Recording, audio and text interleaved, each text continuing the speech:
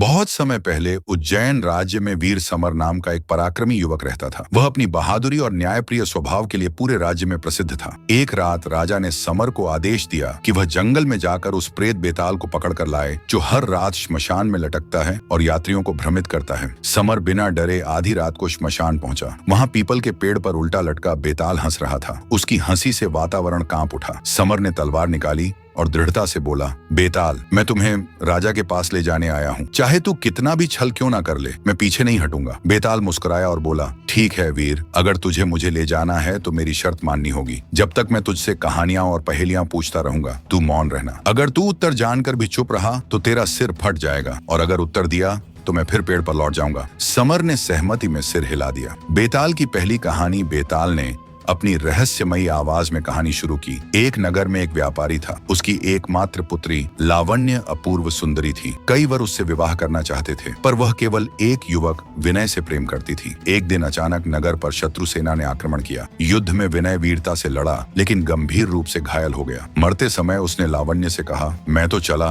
लेकिन तुम्हारा जीवन आगे लंबा है। तुम किसी और से विवाह कर लेना। कुछ समय बाद लावण्य ने अपने पिता के दबाव में आकर दूसरे युवक सुरेश से विवाह कर लिया। लेकिन विवाह की पहली ही रात जब लावण्य मंदिर में प्रार्थना करने गई तो विनय की आत्मा प्रकट हुई। उसने कहा, तुमने मेरा वचन मानकर दूसरा विवाह किया, लेकिन मेरा प्रेम अब भी अधूरा है।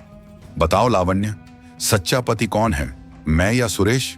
बेताल की पहेली। बेताल ने समर की ओर देखा और बोला, वीर समर, अब तू ही बता, लावण्य का सच्चा पति किसे माना जाए?